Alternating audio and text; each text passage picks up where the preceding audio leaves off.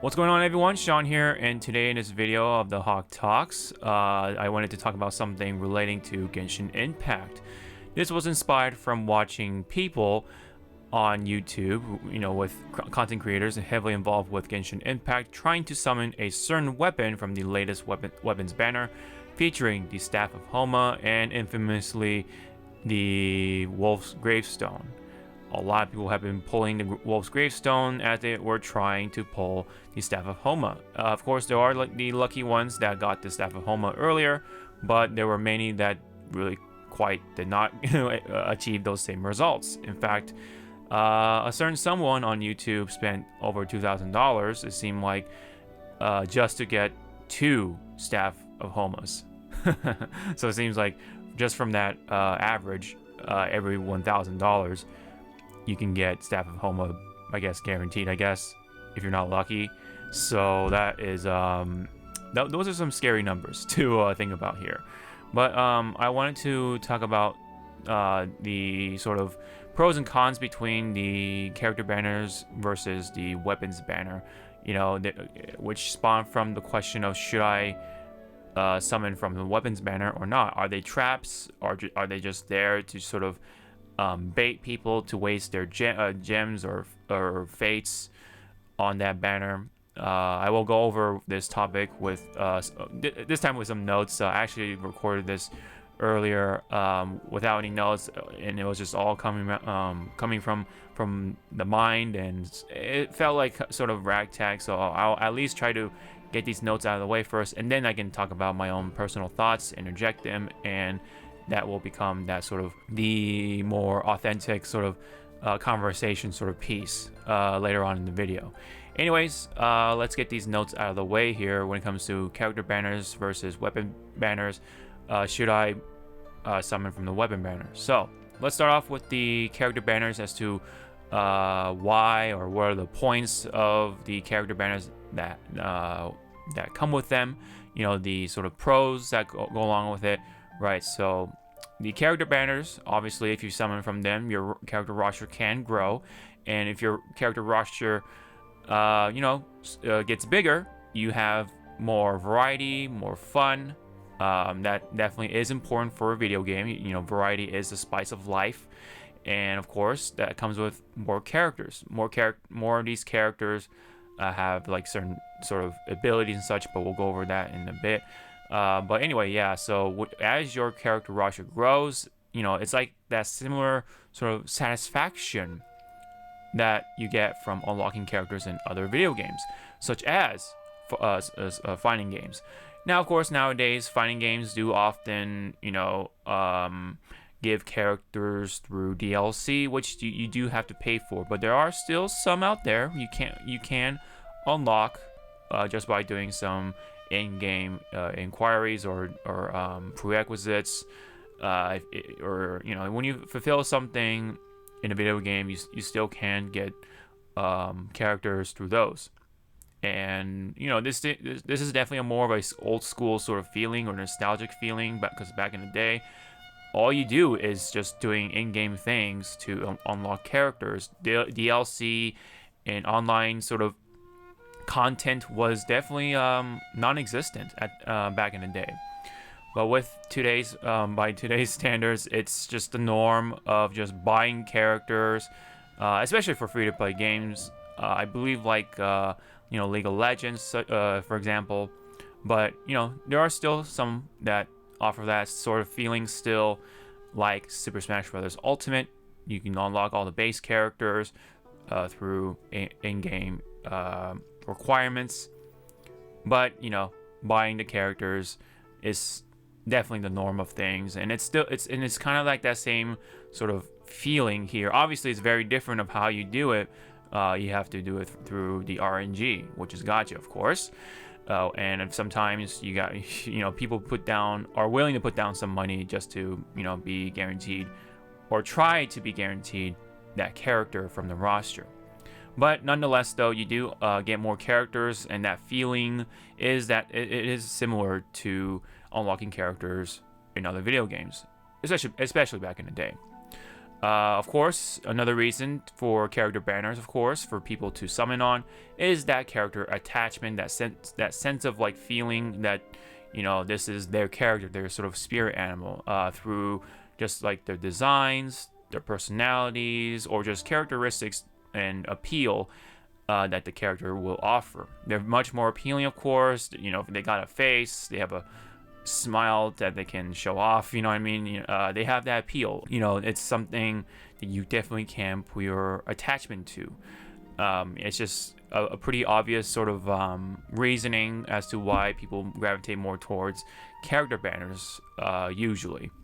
Of course, another reason for the character banners is the abilities of those characters, as I kind of hinted earlier.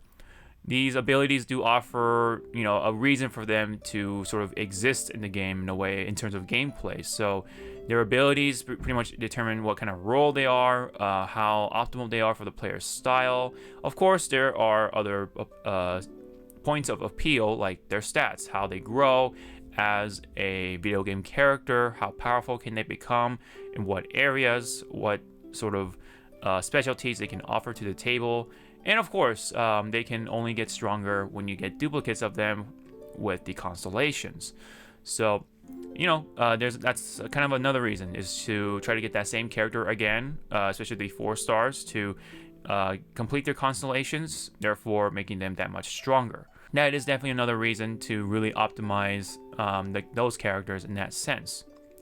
Another reason for character banners, why people gravitate towards them, of course, it just appeals to more casual players. Like I said, that all that stuff that I've said before, it kind of really correlates to the casual players of things, especially for someone like myself, who is mostly free to play. And just having a character is so much more exciting, as all the reasons I said before. I think at this point we can get the point of why people get characters over weapons.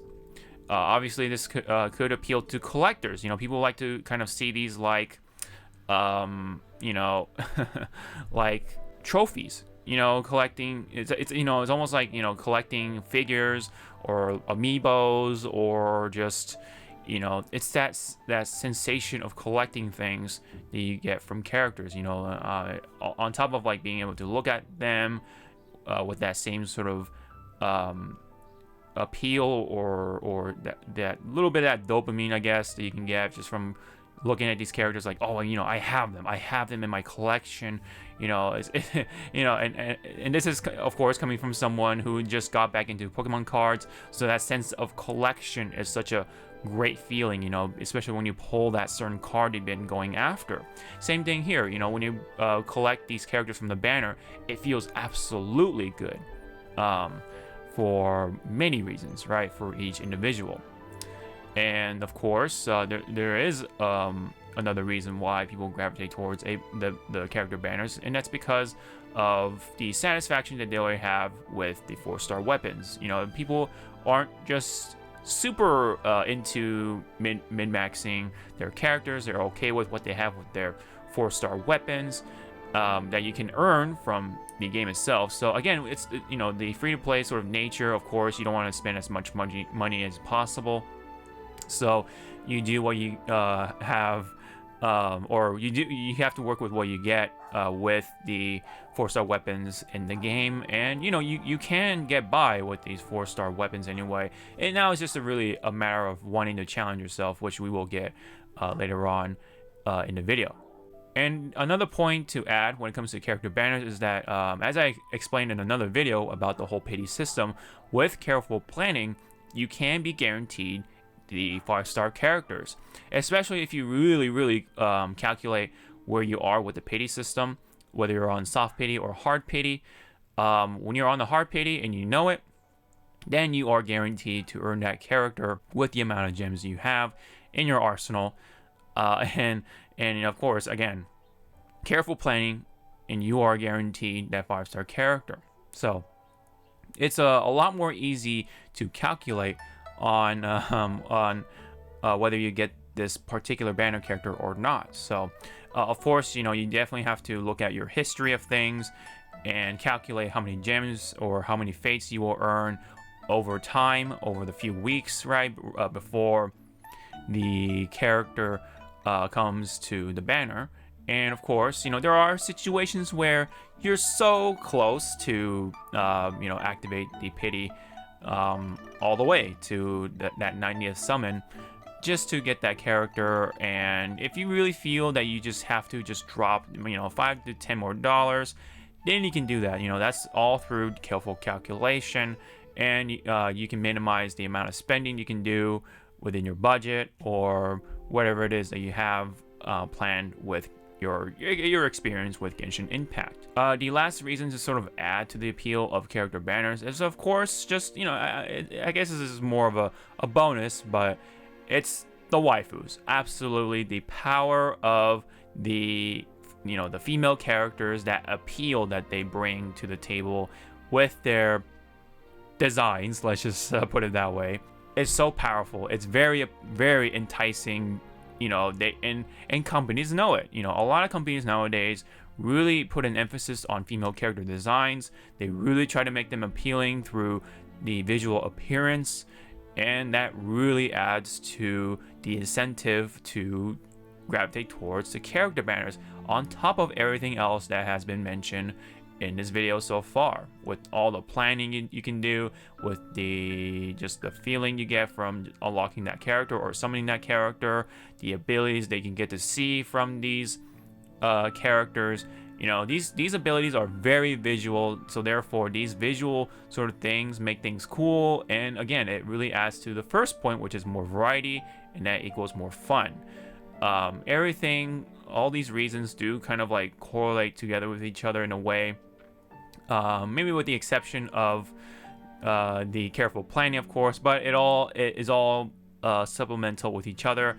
And of course, with that bonus point, the waifus, if that waifu can do really cool things, if they have powerful abilities, it's all the more reason to summon from the character banner.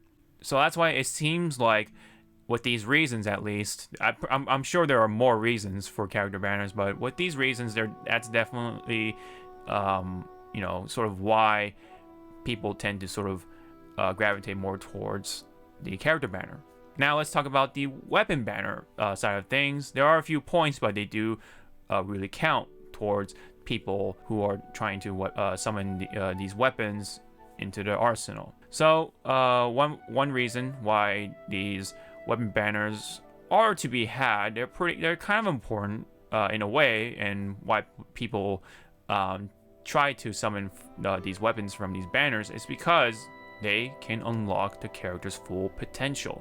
Of course, these weapon banners grant you these 5-star weapons at some point through luck, and when you get these 5-star weapons, they are much more powerful through just base stats alone, and they access you to some great abilities, some crazy abilities. While yes, they don't tend to be as visual. Some of them do offer some visual abilities, like one of the Sky Stone swords. Giving off some shockwaves when you attack at certain times. That sort of thing. There's a bow and arrow, although you can get that from the battle pass. There's a bow and arrow that summons a small tornado that can suck enemies in. There are visual abilities from weapons, sure, but overall, a lot of the weapons are just like, oh, they power up this part of the stat, or they raise the crit on this thing when you meet these requirements during battle.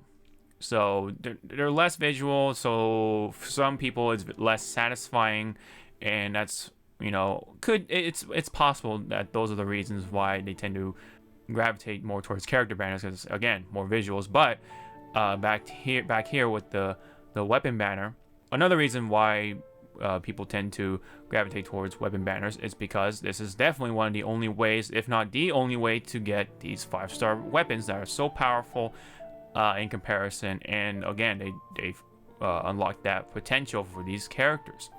And the weapon banner is one of the only the only way possibly to get these 5-star weapons. Maybe in the future we can get some 5-star weapons, if MiHoYo is generous enough to offer events where you do some quests, and then you can get a free 5-star weapon of sorts in the future, but we don't know. Maybe I'm wrong, and maybe they would have something planned for that. But for right now, these weapon banners are one of the only ways, if not the only way, to earn these 5-star weapons. And another reason why that people may gravitate towards weapon banners is because that with the roster that they have at the moment, they're pretty satisfied. They feel like these sort of characters that they have, they want to just really make them really powerful, and I think it makes sense given the nature of things in Genshin Impact. You obviously want to have maximized stats, efficiency, and optimization in order to be guaranteed to beat the Abyss, for example, the Spiral Abyss, which is literally the hardest thing in the game. That's like where the most challenging aspects of Genshin Impact come from. So having to sort of focus on the stats of the characters that you have, they want to summon from the weapon banner for those reasons. So these tend to be more catered towards the hardcore, who want to really maximize the output that they have with the available toolkit that they have on their belts, pretty much. So I do want to go over some of the flaws each of these banners do come with. There is one from the character banner, because the fact that the game is very grindy by nature. You do have to spend resin to really maximize other parts of the character, like the artifacts, the sub abilities or sub stats that they offer. You really want to get those perfect stats, so that's why you spend more time grinding for getting that perfect artifact for those characters. So that takes a lot of time and resin and luck, of course. You have to get all the materials, all the sort of requirements to raise up their talents, their levels, and of course the weapons that they're going to be sticking with. So you have to increase everything. You have to increase their all their sort of stats that they have, and that all takes time, no matter how you look at it. So very grindy, very much time consuming to really perfect the character. So a lot of times the characters that you unlock are going to be on the bench, and especially if you're really already focused on having that main team just doing all the work, doing the carrying that they already doing in the first place. And again, those characters that you've just unlocked from the banner that you also was happy could possibly be sitting on the bench for a very long time, unless you already prepared yourself and you already grinded a lot of these materials beforehand, which again, it doesn't take away from the fact that it is grinding in the first place. And you may be of course steering away from the other 4-star characters or the 5-star characters that you may have earned through free wishes or free fates over time, and those characters might be sitting on the bench. So it doesn't really take away the point that characters will be sitting on the bench until you get to them finally to level them up and what have you. When it comes to the weapon banner sort of flaws or cons, the pity system is pretty different from the character banner. So this one's a little hard to explain without going too long at this point. So all I can say, it is different. So according to a source from the wiki, which is easier to sort of read through, the 5-star weapon pity does activate during the 80th pull and is guaranteed to be the 5-star item. And every time you get that 5-star weapon from that banner, whether it's from the pity or not, you have a 75% chance that this is a 5-star weapon from the promotional side of things. There's always that chance that you do get a 5-star weapon from the base side of things. And in this particular case here, this banner offered the Staff of Homa and the Wolf's Gravestone as the 5-star promoted weapons on the banner. But they do not clarify of what are the chances for each of those weapons. So within that 75% of getting those two weapons, between those two weapons, they don't really say, it could be 70% with the Wolf's Gravestone and 5% with the Staff of Homo, because it really seems like a lot of people earn the Wolf's Gravestone before the Staff of Homo, and of course there are lucky few that got the Staff of Homo earlier. So maybe in this case that it is highly possible that the 75% chance is more catered towards the Wolf's Gravestone on purpose, so that because this is a weapon that has been around a lot longer than the Staff of Homo, they're really trying to really play with the temptation with the player to put down more gems just to try to get the Staff of Homo, for example. This can happen, of course, with other weapon banners in the future, and this is just the thing about these weapon banners, which is why I personally do not tend to try to pull from these weapon banners. I could have spent all those fates on the character banner, which I personally gravitate more towards. So another point that I want to point out is that you will eventually summon a 5-star weapon from just the story banner with free wishes. Now, of course, these weapons aren't particularly like the newer weapons or anything like that, but they are 5-star weapons no less, and they offer powerful stats. Personally for me, in my experience, I just out of nowhere was able to get one of the Skystone weapons. I think it was the Claymore version.